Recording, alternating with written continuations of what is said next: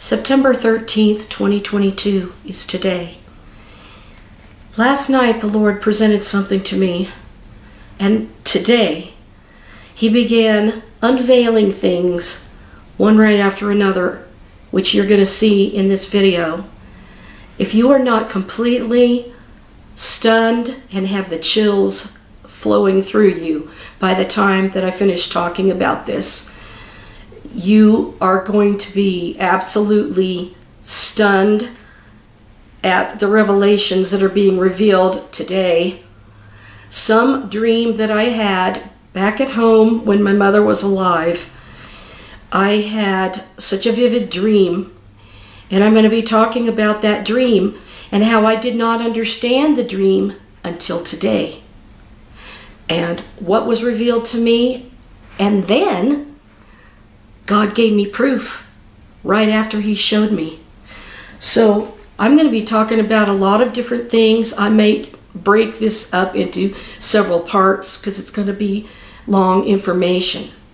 But what you're about to hear is prophecy unveiled before your eyes. It's stuff that nobody has fully understood until today.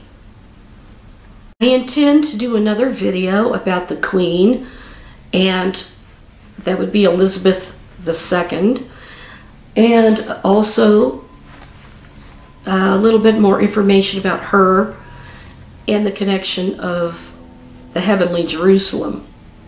So I want to start by saying we must realize the importance of the monarchy, because when Israel and Judah were exiled into Babylon, the prophet Daniel was a prince of Judah. He was a royal.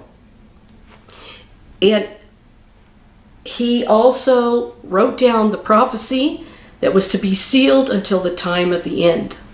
Well, today's the day, and you're not going to believe what you hear.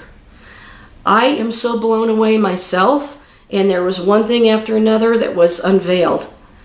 We have to remember the importance of that monarchy, because the Lord set up the monarchy for Himself to reign as the King of Judah for eternity, which is basically the throne of David, his ancestor, and He's going to rule and reign forever.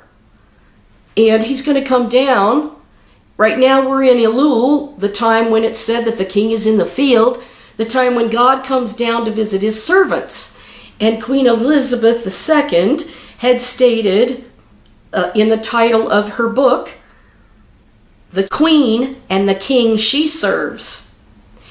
I wanted to share something stunning with you about Queen Elizabeth II's great-great-grandmother, Queen Victoria.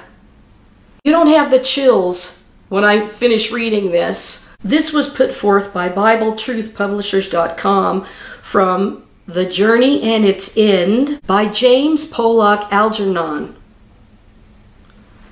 And this is what he wrote. One of the chaplains of Her late Majesty Queen Victoria had been preaching on the second coming of the Lord, and afterward, in conversations with the preacher, the Queen exclaimed, "Oh, how I wish that the Lord would come in my lifetime." "Why," asked the chaplain, "does your Majesty feel this very earnest desire?" The Queen replied with quivering lips, and her whole countenance lighted up by deep emotion. "I should so love to lay my crown at His feet." And this was the statement made by Queen Elizabeth II's great-great-grandmother, Queen Victoria, who was the second longest reigning monarch in history. But then Queen Elizabeth II outlasted her, having the longest reign of the 70 years, which I told you is prophetic of the 70 and the last 7 years, the time of the last Shemitah cycle. That's the tribulation that's coming and starting this Feast of Trumpets. The 70 times 7 is a sign of the fulfillment of Jesus till he comes in the second coming and puts an end to sin and of the transgression and fills up the prophecy regarding himself. These queens took an oath, took a vow to be defender of the faith, meaning Christianity, meaning the Protestant church. It's important to note that the Catholic Church manipulated the crown, the kings and queens of England, and through the history, the Catholic Church had done all of these manipulations, and a lot of bad things happened according to what they did. And so this is something that the Queen remained defender of the faith throughout her lifetime. Now, the Queen being defender of the faith, Christianity, and then when he was Prince Charles, he had stated that he would not be defender of the faith, but defender of faiths. He just stated that he would be defender of the faith of the Church of Scotland. And he's not going to be coronated until 2023 sometime, which is not determined yet. So, if that were to change and he incorporated all the world's religions into the one world religion and was defender of all of them, that would be the great apostasy. And remember the verse that says that the apostasy has to come first before the man of sin is revealed, the son of perdition, who opposeth and exalteth himself above all that's called God or is worshipped as God, so that he as God sits in the temple of God, claiming himself to be God. I just realized apostasy means to depart from what you once believed. So being the defender of the faith, being changed to incorporating all these religions that have pagan gods, would be a great apostasy, meaning that you've turned away from just Christ and you're incorporating all the gods of the world in with Christ. It's a great apostasy, turning away from what you once believed. Okay, so that's one revelation about some things. Now, yesterday, I was thinking about Jesus' words that said, "Behold, I am with you alway, even to the end of the age." So what did he mean? Was he talking about the end of the age as in everything's going to come to an end and that's going to be it? I really don't think that that's what it means, because his kingdom never ends. His rule and reign will never end. So the end of the age cannot be referring to his rule and reign. The end of the age has to be talking about the end of the age of a monarch, a king or queen. And guess what? An age just came to an end. Do you realize that every time you have a monarch reigning and their reign ends, it's the end of an age of that monarch? So, for example, with the passing of Queen Elizabeth II, it is actually the end of the second Elizabethan age. We've just come to the end of the age of the Queen, who has been the longest reigning sovereign of the nations, of the world. Was Jesus actually giving us a clue that this end of the age of the defender of the faith, which is the Christian church, is now in the last 7 years going to go apostasy and incorporate all the faiths into the one world religion to be the great apostasy that no longer just claims Christ as the one true religion? The word alway in that passage means constantly, repeatedly, perpetually, eternally, everlastingly, evermore. He's with you evermore. It says till the cows come home, till hell freezes over. So isn't that interesting that Jesus said, behold, I am with you always, which is in perpetuity, until the end of the age. I was questioning whether Jesus' words are really telling us that he will be with us in perpetuity until the end of the age, meaning the last reigning monarch, queen, before the 7-year tribulation, where the church goes into apostasy and incorporates all religions under the reign of the last king. So in essence, Queen Elizabeth II being defender of the faith, the Protestant church,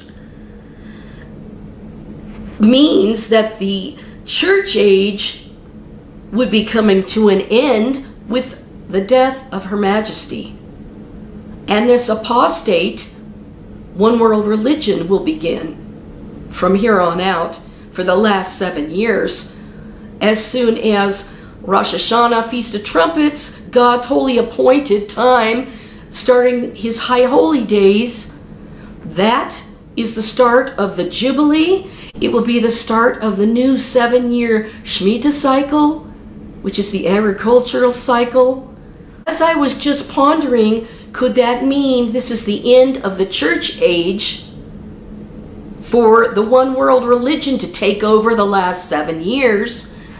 I suddenly got this comment from Patrick Riley that happened to say, the song goes, God save our gracious queen. Long live our noble queen. God save the queen. I think the age of grace has come to an end.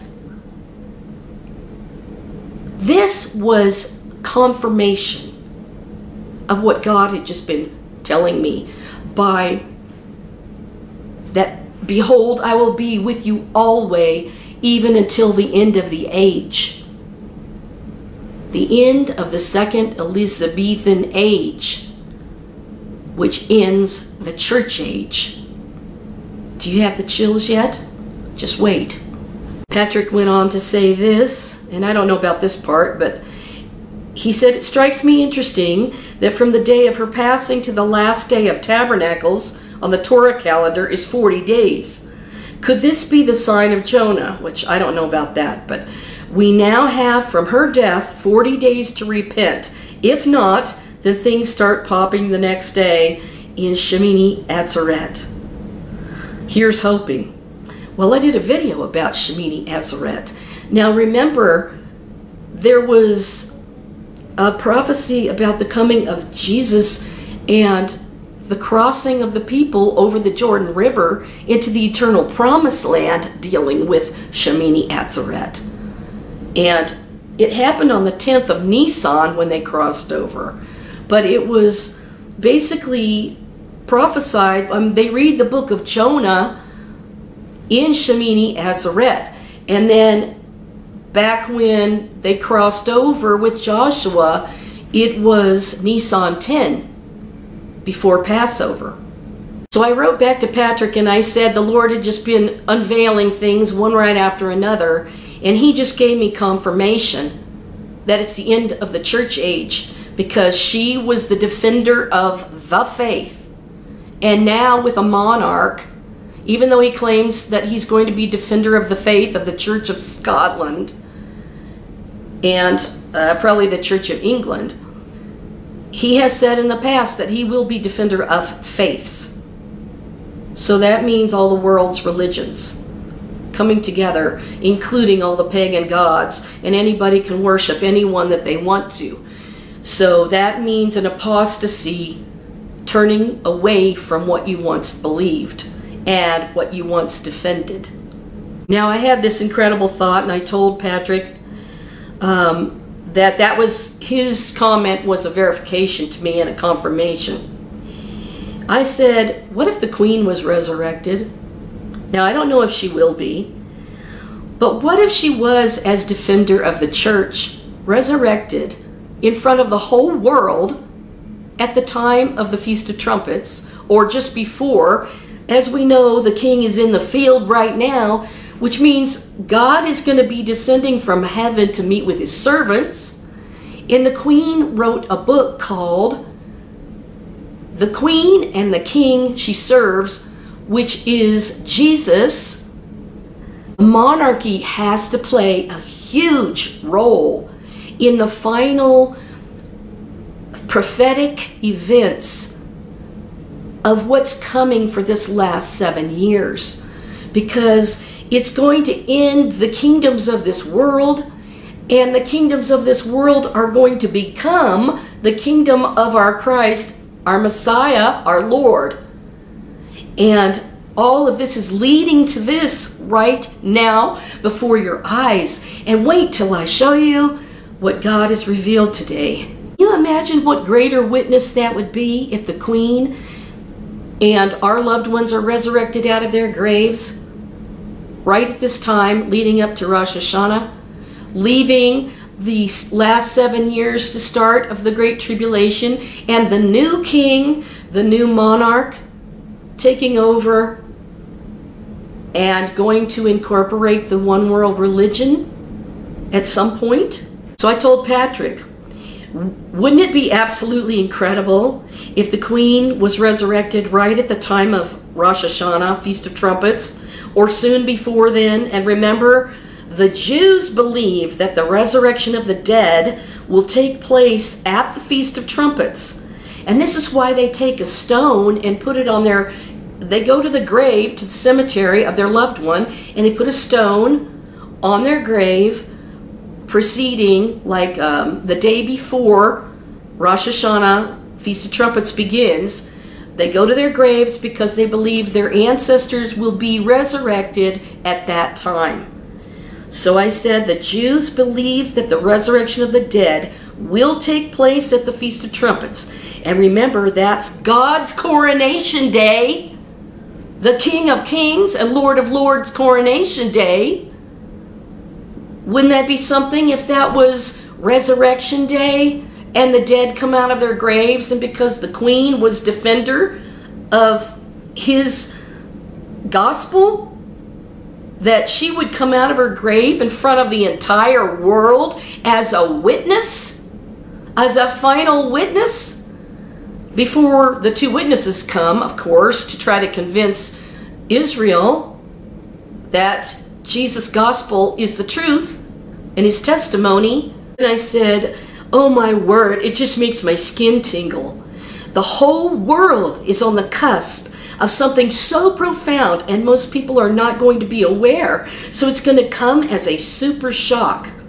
Remember that we are in Elul, which is the time that the King, God, the Lord, the Messiah, comes down from heaven to visit his subjects, to meet with them. And Queen Elizabeth II has said that she was the queen and Jesus is the king that she serves. What if she came out of her grave in front of the whole world? Wouldn't that be incredible? Now, I'm not saying that's what's going to happen, but I just had that stunning thought. Wouldn't that be a worldwide witness all at once to get people to turn to God?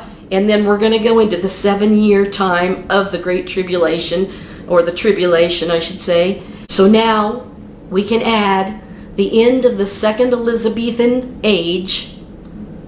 Right before the Messiah comes, the King comes to take his bride. So the Queen has been defender of the faith, the gospel message of Christ, through the church age. So the church age would be coming to an end as the apostate church comes about in the last 7 years. So those that are really Christ will be resurrected if they believed in Christ, and those that remain will be caught up together with them in the clouds to meet the Lord in the air at the sound of the royal trumpet blast, the coronation trumpet blast of God himself as the King, as the Savior of the world, as the Messiah of the world. This would mean that the Queen would be buried at the end of the age. When Jesus said the words, "Behold, I am with you always, even to the end of the age," in perpetuity, even till the end of the age, that is the end of the age of grace. And then he'll be returning at the end of that age, which just ended with the death and passing of the longest reigning monarch in the world. 70 years, and the last 7 is to seal up the transgression, to make an end of sin, and to anoint the Most Holy. That's the Messiah. Now, I'm going to start talking about, remember that I told you Tim Cohen wrote the book The Antichrist in a Cup of Tea back in, I think it was 1997 or somewhere around there that it came out, and it showed the heraldry of the Prince of Wales at the time, which is Charles, and he was explaining in the heraldry how he could be the Antichrist, plus having the dragon on the flag of Wales. And that dragon was on the throne chair at Prince Charles' investiture as Prince of Wales. I've got so many things I want to say. I was just busting at the seams to try to get it all out, and I'm trying to talk off the top of my head and remember it all, even though I took notes. So I'm going to first remind you that it was Britain, the monarchy, that was ruling Palestine from the year 1917 until 1948. They put an end when General Allenby rode into Jerusalem and conquered the Turkish Ottoman Empire after a 400-year span. Then they captured the land from the Muslim occupiers at that time. And the British Mandate was partly responsible for the land division of what Israel got as they became a nation.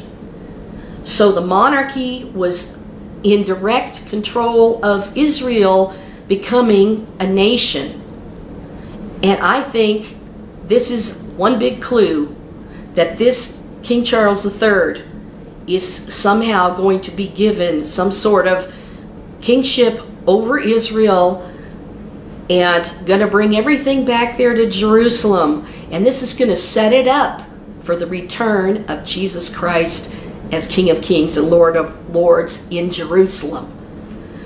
So let me just tell you a little bit of facts about this situation. And I'm going to go on giving you some incredible revelations that were just revealed to me, especially God giving me the meaning of a dream I had while I was at home and my mother was alive, and I did not have the understanding of the full meaning until today. It has been said, and you should note, that Queen Elizabeth is in fact the 121st linear descendant of the throne of King David. King Zedekiah was the last male descendant to sit on the throne. He had 2 daughters who were eligible by a holy writ that allowed female ascension to a throne. See Numbers 27. Queen Elizabeth has stated that her greatest joy in life would be to lay her crown at the feet of Messiah, Jesus Christ, Yeshua HaMashiach of Nazareth. And it was her great-great-grandmother that had specifically stated that she wanted to lay her crown at Jesus' feet. And she said it with quivering lips, and her face lighted up. That's the power of the Holy Spirit.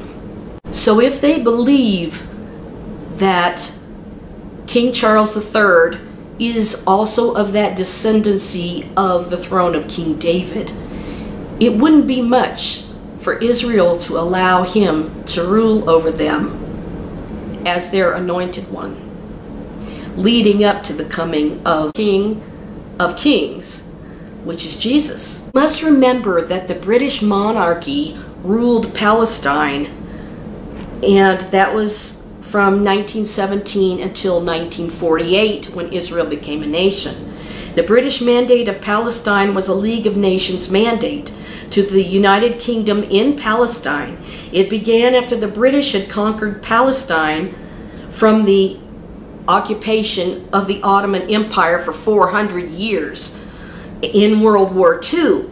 At the San Remo Conference on April 25, 1920, the mandate for Palestine was granted to Britain. The mandate became officially operative on September 29, 1923. Do you realize, I just realized when I read that Prince Charles will be coronated in 2023, exactly 100 years after the mandate? The mandate ended when the British returned it to the United Nations on May 15, 1948. Now, when Britain retreated from Palestine, this is what is written about it. The White Paper, issued in 1939, stated that Palestine should be a binational state inhabited by both Arabs and Jews. Jewish immigration would be limited for 5 years, and any immigration required Arab consent. In addition, it called for restrictions on land purchases by Jews. British authorities set a limit on Jewish immigration to Palestine, but Hitler's rise to power increased the number of people looking for refuge from Nazi Germany. Yet their options were limited due to increasing restrictions and closed borders. Zionist organizations dealt with the situation by organizing illegal immigration to Palestine, which continued until British rule ended. The negative publicity caused by the deteriorating situation in Palestine and the violence erupting on both sides made the mandate increasingly unpopular in Britain and was instrumental in the government's announcement of its intention to terminate the mandate and return the Palestine question to the United Nations. After the United Nations General Assembly adopted the resolution to partition Palestine on the 29th of November 1947, Britain announced the termination of its mandate for Palestine, which became effective on May 15, 1948. At midnight on May 14, 1948, the State of Israel declared its independence, and I might add, she was born in one day. The British Mandate for Palestine, it says 1918 to 1948, was the outcome of several factors. The British occupation of territories previously ruled for 400 years by the Turkish Ottoman Empire, the peace treaties that brought the First World War to an end, and the principle of self-determination that emerged after the war. By the time Britain conquered Palestine at the end of 1917, it had made several conflicting agreements to gain support from various groups in the Middle East.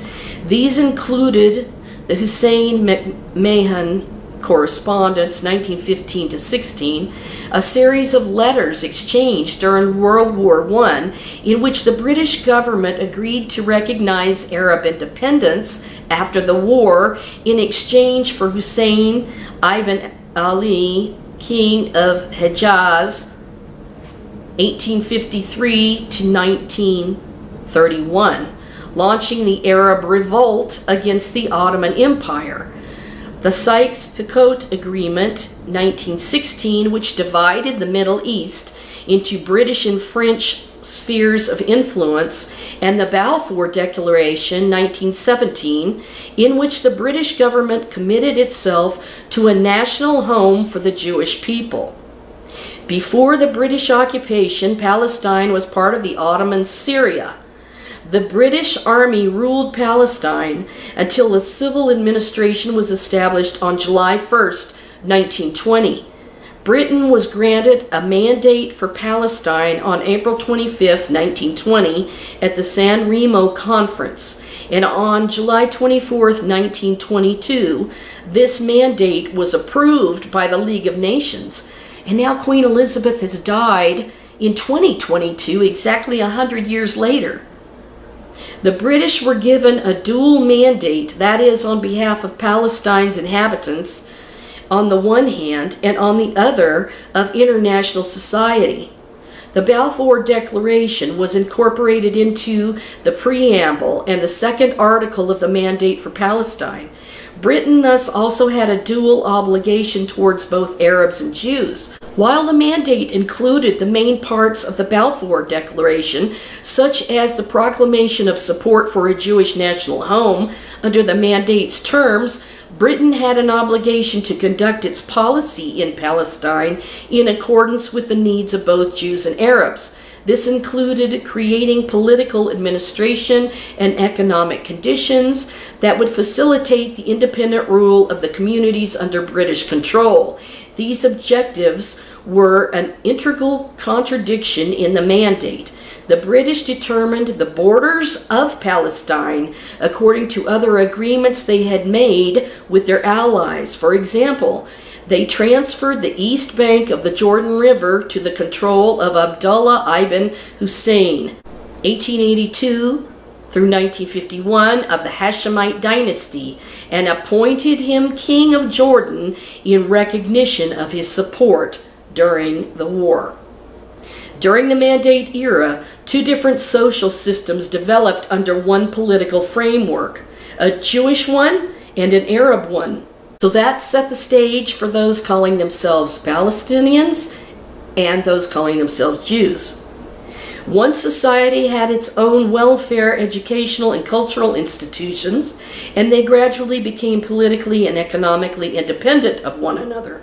The Zionist movement, for its part, operated along two main axes: the acquisition of land and immigration. Private capital in Zionist institutions purchased large-scale tracts of land, including from Arab landowners. Jewish immigration and the natural growth of the Arab population in Palestine dramatically transformed the demography of mandatory Palestine as it grew from approximately 700,000 inhabitants in 1922 to around 1,800,000 in 1945. The Arab population doubled, while the Jewish population grew tenfold. So what I'm telling you here is that the British monarchy was ruling Palestine and had a lot of control over the situation that created the situation with the Palestinians and the Jews before Israel became a nation, and then after it, it's been nothing but trouble ever since. And they were determining who got pieces of the land. So I believe that the one that's going to confirm the covenant for many with 7 years is going to have to do with the land lease, which is going to incorporate the building of the Jewish temple on the Temple Mount in Jerusalem on God's holy mountain. Throughout the 1920s and 1930s, violent confrontations between Jews and Arabs took place in Palestine, costing hundreds of lives. The events of 1929, known as they call it the Wailing Wall riots, I call it the Western Wall, are considered a turning point in the history of the Mandate period for both Arabs and Jews. After the 1929 conflict, Arabs no longer distinguished between Jews of Arab origin and Jews of Eastern European origin, but instead viewed them as one homogeneous group with the same national aspirations. As far as the Jews were concerned, the events led to the conclusion that the Jewish state was needed and political groups should work together to accomplish this objective. In the aftermath of the 1929 riots, the British set up a commission of inquiry to investigate the conflict. The results of the Shaw Commission, as it was called, led to a review of Jewish immigration and land purchasing, and thus marked a shift in British policy toward the Zionist movement and Balfour Declaration. So that tells you right there that they had a land situation, and in the future, when I revealed to you that he who now letteth will let until he's taken out of the way and the son of perdition's revealed, that letteth will let is actually the land lease, And it's going to be happening with the Temple Mount, allowing the Jews to build the temple. And this helps me prove that, because they controlled the partitioning of the land. Another major Arab revolt in 1936 was triggered by an economic crisis. Jewish mass immigration, which had increased in 1933 after Adolf Hitler, who lived 1889 to 1945. Actually, they have some proof that he went to Argentina and lived until he died. He came to power in Germany and the continuation of Jewish land purchases. This revolt had two phases. The first started on April 1936 with a general strike by the Arab community and violent attacks on British and Jewish targets. It lasted until October 1936, when diplomatic efforts involving other Arab countries led to a ceasefire. A royal commission of inquiry headed by William Peel, 1st Earl Peel, 1867 to 1937, was established in 1937. It concluded that Palestine had two distinct societies with irreconcilable political demands, thus making it necessary to partition the land. The Arab rejection of the Peel conclusions led to the second phase in September of 1937, when the Arab Higher Committee declined these recommendations and the revolt broke out again. The revolt then succumbed to internal struggles within Arab society. Additionally, Britain's heavy-handed response to the revolt was marked by violence and destruction. Estimates of the number of Arabs killed by the British armed forces and police vary between 2,000 and 5,000 people. Following the riots, the Mandate government dissolved the Arab Higher Committee and declared it an illegal body.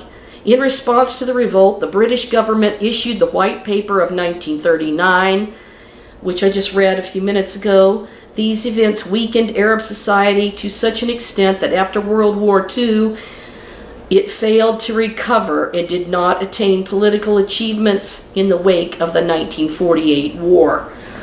So Britain and the monarchy of Britain was directly responsible for the land and the division between these two societies of the Arabs and the Jews. And now we've got a new king. And this king supposedly has the descendancy of the throne of King David. And Israel is already asking when King Charles III is going to come visit Israel. So this was just written in the Jerusalem Post yesterday, September 12th, 2022. Right when the Lord revealed to me about Jesus' words, meaning that he would be with us always, even to the end of the age. And I believe this is the last age of the age of grace of the defender of the Christian faith. It says in the Jerusalem Post, UK's King Charles should visit Israel. We hope to see King Charles III and Queen Consort Camilla visit Israel in their official capacity as the heads of the British royal family. The death of Queen Elizabeth II at the age of 96 after a 70-year reign marks the end of an era, or the end of an age, not only for Britain and the Commonwealth, but for the world as a whole. On Saturday, the newly proclaimed King Charles III addressed the people for the first time as their monarch, and yesterday, the Queen's funeral cortege began its journey from Scotland to London. And now she's in Buckingham Palace in London. Tributes for the late monarch poured in from around the globe, and Israel, of course, also sent official condolences.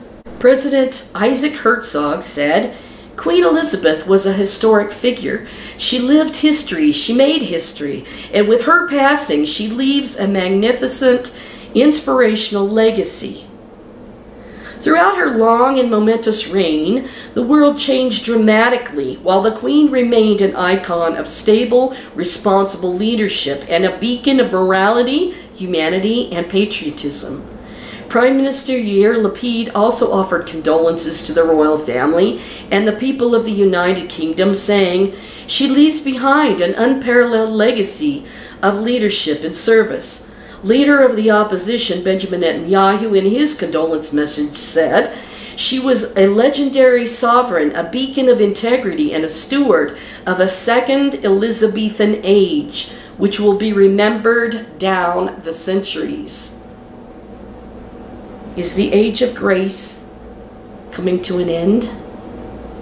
Chief Rabbi of Britain and the Commonwealth, Rabbi Ephraim Mirvis, issued a special prayer in English and Hebrew, which was recited in Orthodox synagogues throughout the UK and the Commonwealth on Shabbat, just before the prayer for the royal family, which read in part, "In an age of profound change, she signified order and justice, and in times of tension, she offered generosity of spirit, a defender of faith." They left out the word "the." She was the defender of the faith, with an unfailing sense of duty. She defended the faith with an unfailing sense of duty. She defended the gospel of Christ. She was a steadfast guardian of liberty, a symbol of unity, and a champion of justice in all the lands of her dominion.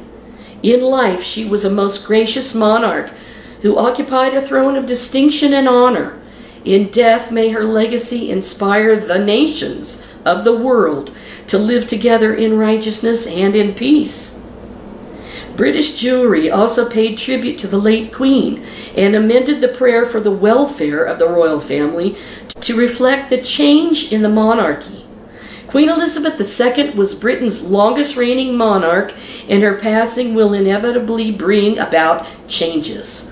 King Charles, who has waited so long to ascend the throne, presumably has his own ideas of how he sees the role and how to adapt it to the modern era. After a suitable period of mourning, necessary both on the personal and national level, he will no doubt reveal them to the public and the world. One change in particular, which will be interesting to watch for, is how the new king sees his role as head of the Church of England and defender of the faith. Something we in Israel would like to see in the future is an official visit.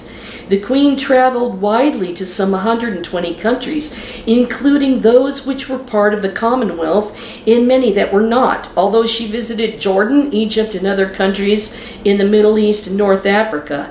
She never set foot in Israel. In 1994, her husband, Philip, Duke of Edinburgh, became the first member of the immediate royal family to come to Israel when he paid a private visit.